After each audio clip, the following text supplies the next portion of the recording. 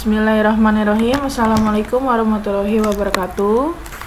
Untuk anak-anak ibu kelas 7, semoga dalam keadaan sehat walafiat. Hari ini untuk mata pelajaran PPKN, ibu masih membahas tentang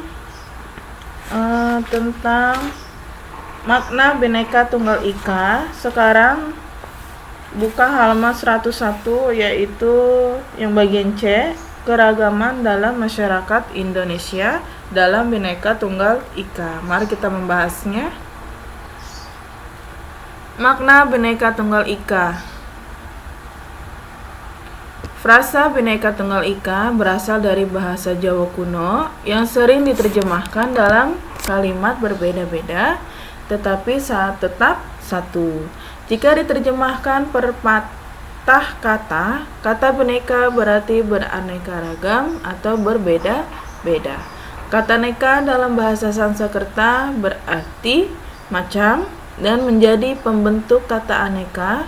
Dalam bahasa Indonesia, kata tunggal berarti satu, kata ika berarti itu.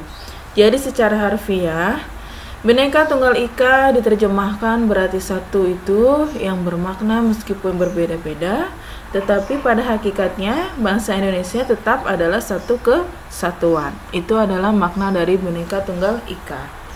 Next, keberagaman suku bangsa dan budaya Indonesia. 1. Keanekaragaman suku bangsa di Indonesia. Berdasarkan buku Ensiklopedia Nasional Indonesia 2004, jumlah suku bangsa di Indonesia mencapai lebih dari 1.300 suku bangsa. Lalu kelompok suku bangsa yang terbesar adalah Jawa, yaitu sekitar 40,2% dari populasi penduduk di Indonesia. Yang ketiga ada suku bangsa terbesar, berikut secara berturut-turut adalah suku Sunda dengan jumlah sebesar 36,7 juta jiwa atau 15,15%. Yang kedua, keanekaragaman budaya bangsa Indonesia ini meliputi apa saja? Pertama, meliputi bahasa, adat istiadat, sistem kekerabatan, kesenian daerah, ciri badania atau fisik, yang mempunyai upacara adat atau kelahiran kematian. Ini keberagaman suku bangsa Indonesia. Selanjutnya, ketiga, keragaman agama di Indonesia. Agama adalah sistem yang mengatur tata keimanan atau kepercayaan dan peribadatan kepada Tuhan yang Maha Kuasa, serta tata kaidah yang berhubungan dengan pergaulan antar manusia dan lingkungannya. Di sini agama sudah dibagi-bagi ya. Ada agama Islam, agama Kristen atau Protestan, agama Katolik, agama Hindu, dan agama Konghucu. Lalu bagaimana kita melihatnya dalam keragaman ras di Indonesia? Di sini mengelompokkan ras antara lain dinilai dari panjang dan lebar hidung. Ada bentuk hidung, warna kulit, rambut, dan warna mata. Lalu ada bentuk badan, memiliki tubuh tinggi, besar, ada tubuh tinggi dan kecil. Kalau bentuk muka, ada bentuk tulang pipi, ada yang menonjol, ada yang tidak. Nah, ini adalah dari keberagaman agama dan keberagaman ras di Indonesia.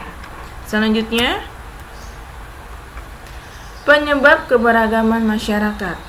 Secara umum ada beberapa faktor yang mempengaruhi keberagaman masyarakat Indonesia. 1. Letak strategis wilayah Indonesia.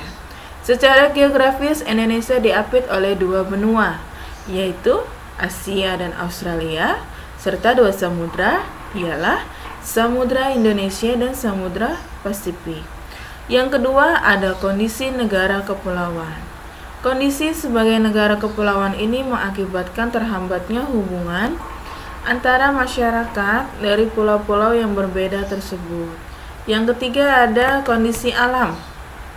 Perbedaan kondisi alam suatu daerah berdampak pada perbedaan Yang lain seperti mata pencaharian, makanan pokok, pakaian, kesenian, kebiasaan, bentuk rumah, tata kehidupan masyarakat, juga kepercayaan masyarakat. Yang keempat, keadaan transportasi dan komunikasi. Ketersediaan sarana dan prasarana transportasi serta kehidupan menjadikan masyarakat di suatu daerah dapat dengan mudah menjalin komunikasi dengan hubungan dengan masyarakat di daerah atau kepulauan lainnya. Lalu ada penerimaan masyarakat terhadap perubahan. Keberagaman masyarakat Indonesia adalah sikap penerimaan masyarakat terhadap sesuatu yang baru, baik yang datang maupun luar.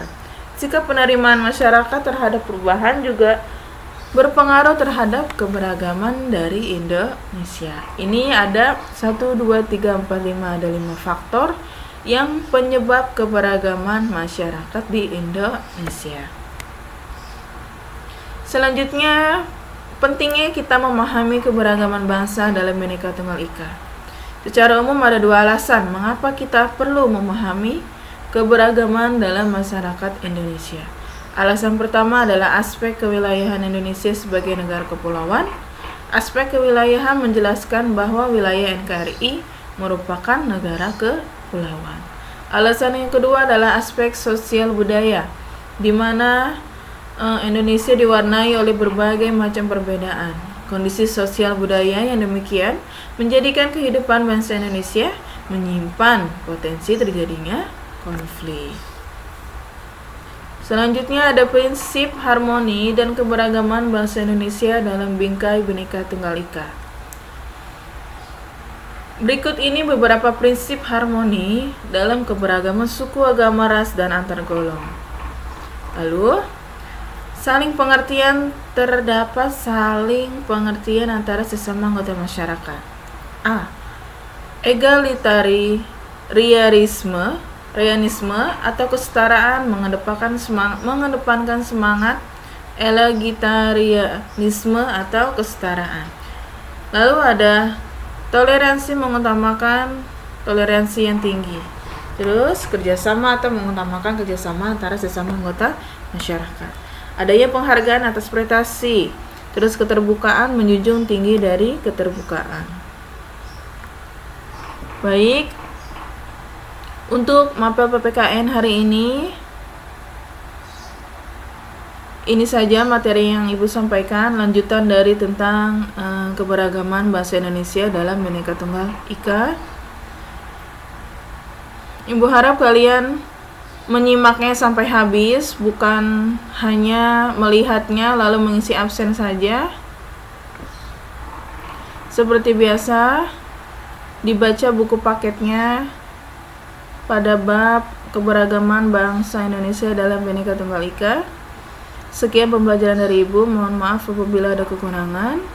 Assalamualaikum warahmatullahi wabarakatuh.